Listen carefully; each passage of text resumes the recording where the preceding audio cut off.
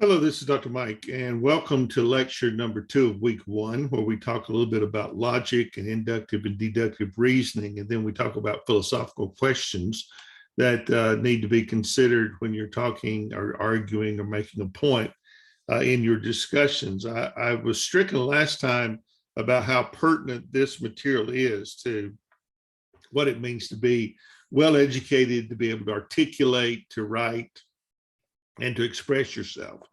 We all think, well, we can write, we know how to do this, we can do that. But doing it well is the mark of good education. Speaking well is the mark of good education. Many of you that have had me before realize that I was born in the backwoods of South Carolina, and I have spent 65 years trying to overcome the speech impediments and things that go along with being backwoods and redneck and Southern and all those things, because that doesn't bode well in a professional world. And I'm not perfect. I haven't gone very far from that, but I'm still struggling. And I guess that will be a lifetime struggle. Last time we talked about the analogy of the courtroom and opening arguments and the body of the arguments and the conclusion. Those are all parts of just about everything that we do. Even in your discussion board, you should stay with that format. A 3-paragraph kind of a situation is a very great way to be sure that you have the word content. So you introduce what you want to talk about, you talk about it, and then you conclude what you were talking about in the 3 paragraphs. The use of logic is quite interesting, and it's something that we don't hear a great deal about anymore, but it is a great part of how you form your argument. You need to think about, when you are discussing something, that you follow the logical sequence and that you don't just jump all over the board. I don't know if you've ever gotten a paper back from a teacher that said you're too random, you jump about too much. And so it cuts down on the effectiveness of your writing and of your argument. And so we're going to talk a little bit about logic for that reason. Defining logic is basically as simple as a process of thinking, a manner of thinking, or of careful thinking, of critical thinking. Those are words that you hear quite often and are quite important. But careful thinking would be the thing that we probably would need to focus upon. The best arguments are always defined as carefully thought out, and that is philosophical logic, often described as the science of proper reasoning. So how do you reason properly? How do you think properly? How do you think critically?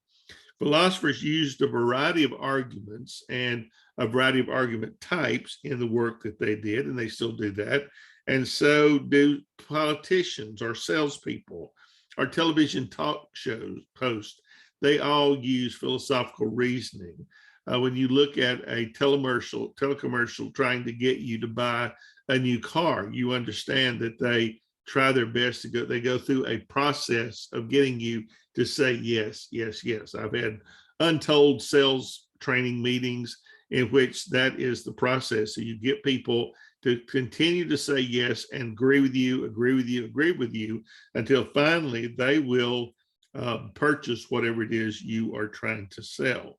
We look at arguments by analogy sometimes. The courtroom example that I gave you in the last video and that I just mentioned would be a type of analogy that would be, it's like a novel. It's like a setup for what you would like to do. And so, we want to talk a little bit about what constitutes a good argument and a bad argument, but it depends on what kind of an argument it is. And so there are basically 2 kinds of arguments that we talk about in philosophy. One is a deductive and one is an inductive, or a deduction and an induction. If you're a reader of Sherlock Holmes, you realize that Sherlock Holmes used to say, "That's a brilliant deduction, Dr. Watson." It was a process of thinking through which they deduce different things and come to a valid conclusion. A deduction argues for the truth of a conclusion by inferring a statement from a number of others. Think about a detective who walks into a crime scene. There's been a murder, there's a body on the floor, there may or may not be a weapon. There are clues. And so if you've watched a television program, you realize that they mark those clues, they take photographs of them, they put numbers with them so they can tie them to the facts of the case, and they follow those logical clues to deduce or come to a conclusion as to who the murderer is. So anytime you follow a path of logical steps to a conclusion, it is a deduction. A scientific method that most people use in their attainment of scientific research are 6 steps that you follow to reach a deduction or a conclusion.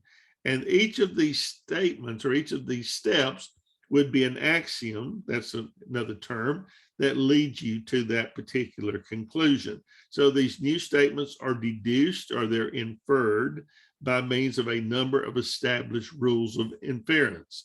That is laws of thought, such as a statement can't be both true and false at the same time. That is a logical understanding there when you're talking about things like this. A statement cannot be true and cannot be false. The old statement is that a half-truth is a whole lie, would hold up here.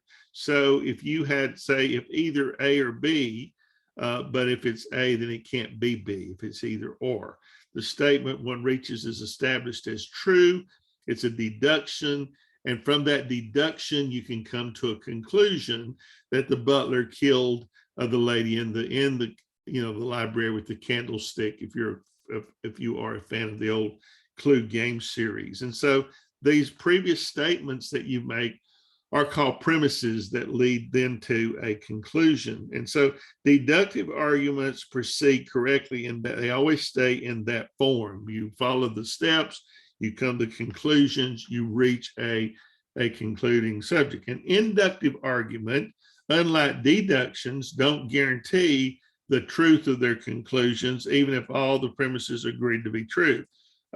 This is called a generalization or a number of particular cases. For example, noting that every animal we have seen with sharp front teeth, for instance, eats meat, and concludes that all animals with sharp front teeth eat meat. That is not necessarily true. You don't have a lot of facts there. And so while the deductive logic guarantees the truth of the conclusion, if the premises are true, if part A and B and C and D are true, then your final conclusion should also be true. The inductive reason does not guarantee the truth of the conclusions, but only makes it more reasonable for us to believe the conclusion compared with other possibilities. For example, the pipe tobacco is the same kind he uses, and the footprints match his shoes. He was seen in the neighborhood only an hour before the crime, and he was heard to say, "I'm going to get even with her if it's the last thing I do." The best explanation of the evidence in this case seems to be the conclusion that he is guilty. On the other hand, if you follow the deductive method, this would be true.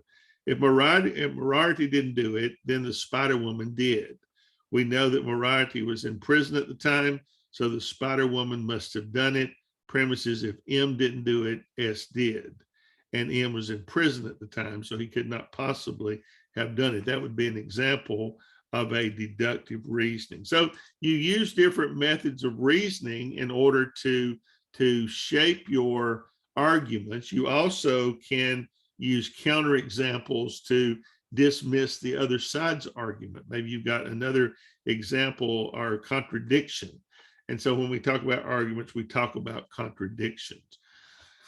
Another term I wanted to mention to you in passing is the term paradox, and that is a self-contradictory or seemingly absurd conclusion that you can come to that sometimes happens. But if it's a paradox, then usually it doesn't help your argument at all.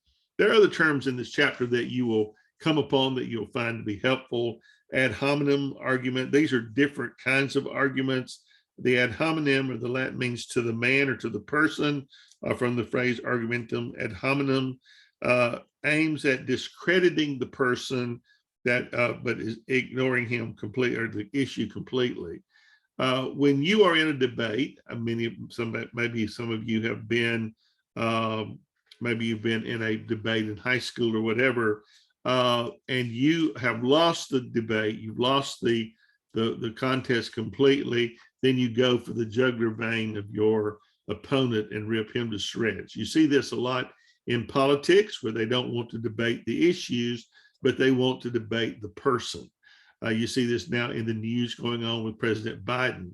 They want to attack his mental prowess, or by saying that he has Alzheimer's or he has dementia, they're demeaning the person. They're not going to argue against his positions. They're arguing against him as a person, and that is your weakest form of argument in a debate. So we're going to move into chapter 1 on what is philosophy just a little bit for our finishing this discussion today. This is chapter 1 of your textbook, and be sure you go through and read these things and understand them a little more fully than I'm able to present them to you. Philosophy begins with some pretty nagging personal questions. Often we start out with asking, whether, things about life and about the reality of life, and whether they're important or whether they're not important if we're going to have a happy existence. People trivialize and philosophize about a lot of things. And so there's a lot of things that we need to talk about. Philosophy is the experience of asking and seeking to answer such grand questions about life and about what we know and what we ought to know. So those are the great questions we're asking about life. It also involves how to have a happy life, how to live a good life. And that was what the ancient Greeks started out with when they started their discussion of philosophy, was how to have the happiest life possible. And they felt like when you answered these questions that it would make that possible. As you read through chapter 1, you're going to be introduced to some very interesting ancient philosophers that you kind of need to know a little bit about them. Rene Descartes was on page 27, was very much a forerunner of the modern philosophical era. So be sure that you read and consider what he has to say. So there's a lot of questions in this chapter, and if you want to read through the questions about how we know what we know, that are important, and I'm going to leave that to your discretion. But then I want to move into talking about several things. One of the things that always seems to come to mind in philosophical discussions are the ideas of God. How do you know that there is a God? As we talked last time, religion is a very foundational part of philosophy or thinking, because a religion is found in every aspect of humanity that we have found on the planet, no matter how remote it is. There are key words like freedom. Those are, or how should we then, how should we be ruled as a people? Those events came about when people moved from being hunters and gatherers and roaming around in groups of about 20 looking for food every week, to deciding to settle down and to live in cities and to live together. And of course, those things bring together a great deal of change, because you haven't done that before. There have to be certain rules by which you live. And so we get things like, the Code of Hammurabi, or the 12 tables of the Romans, or even the 10 commandments of the Jewish people, on ways that you live together. There are certain ideas, there are certain concepts that we must hold as a group in order to survive together. You should not kill, you should not steal, you should not bear false witness against your neighbor, you should honor your father and mother. All those things that you kind of take for granted as the 10 commandments would be the most familiar to you probably. But the Code of Hammurabi had two sets of laws. One was for the rich person, one was for the poor person.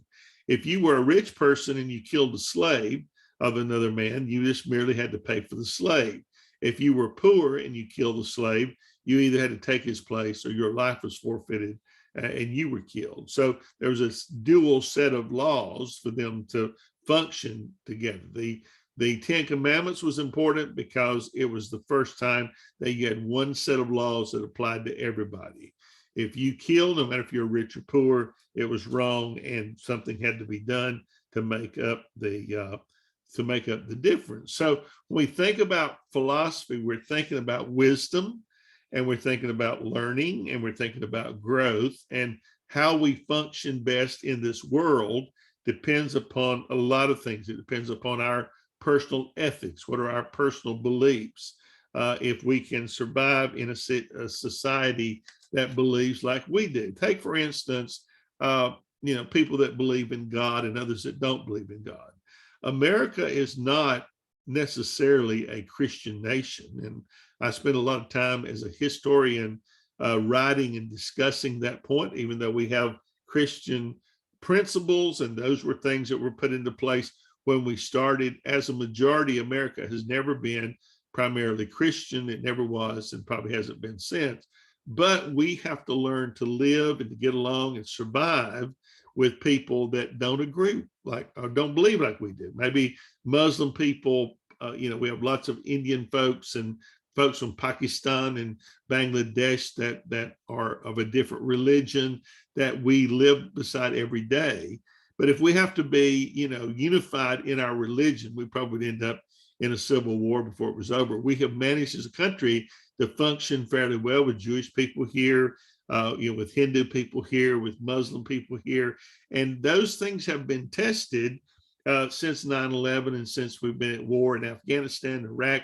Those things have been tested repeatedly, and it raises the hankles of some people that everybody around them is not exactly like they are. But the philosophical question is, can we live together in peace without killing each other because of our our differences and our diversity?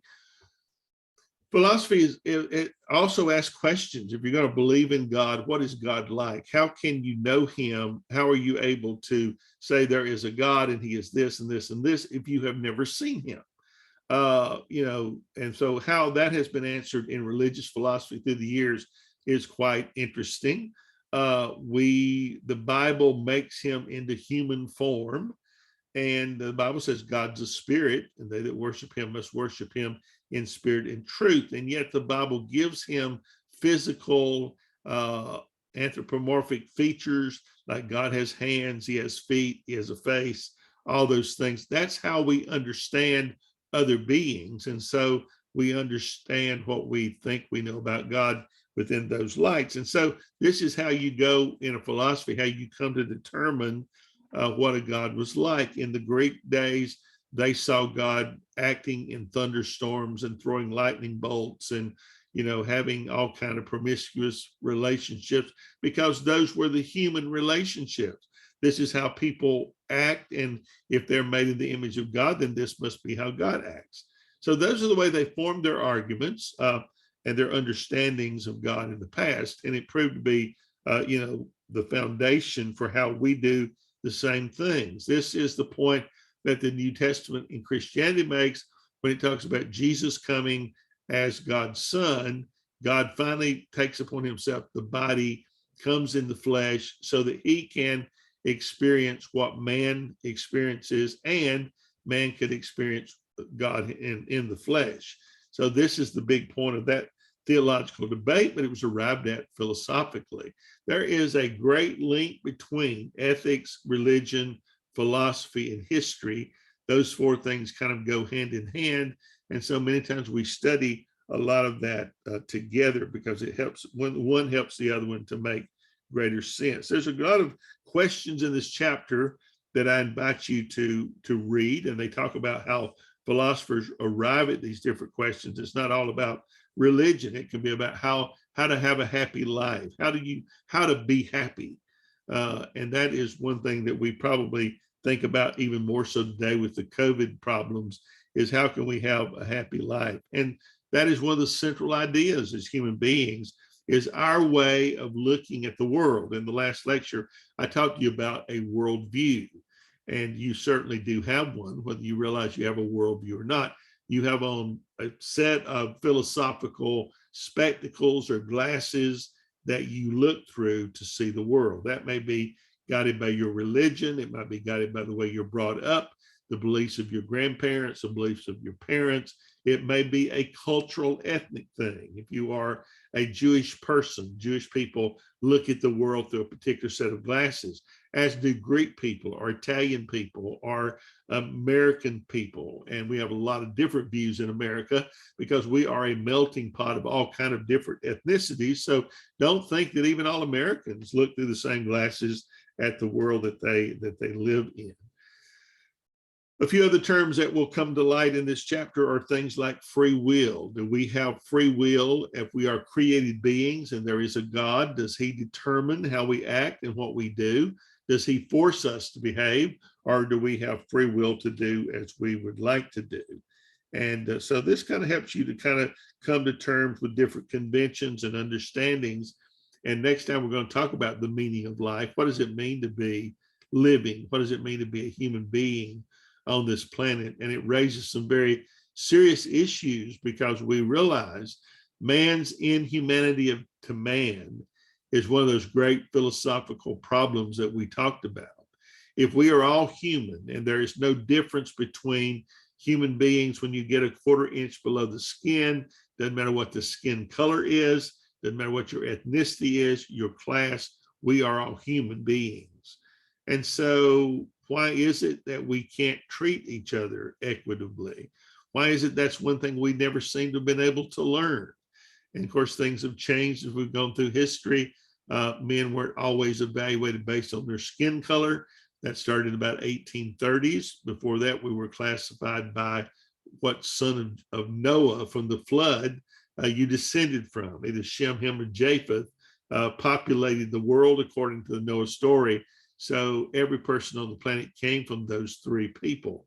And you think about that with Native Americans, every person on the planet, if that were true, every person on the planet goes back to that one common ancestor. So at some point, we all had knowledge of the same truth.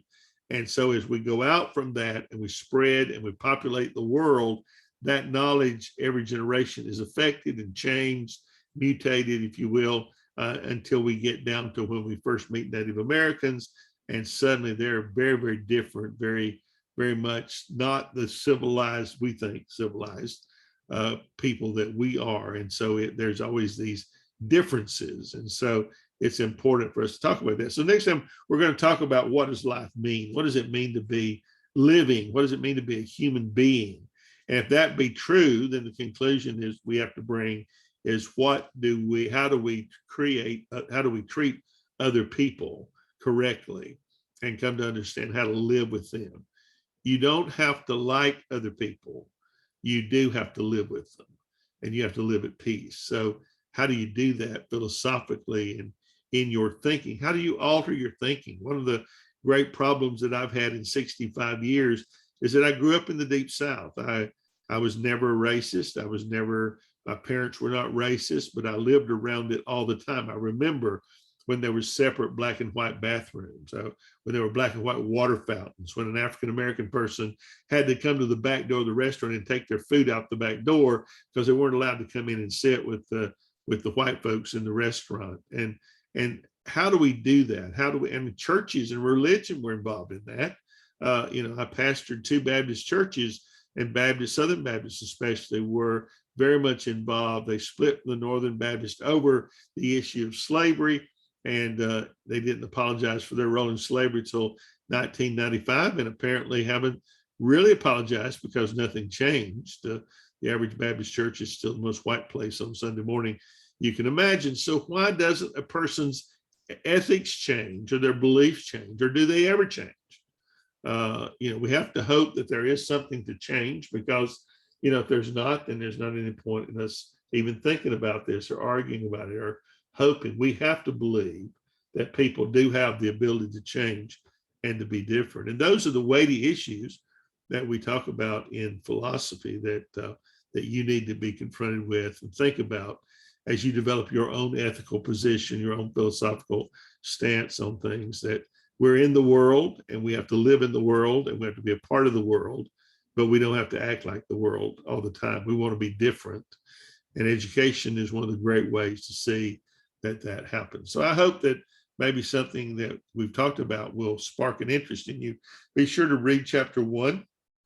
And if you get a chance to read chapter 2 before the next lecture, it would be great. Thank you.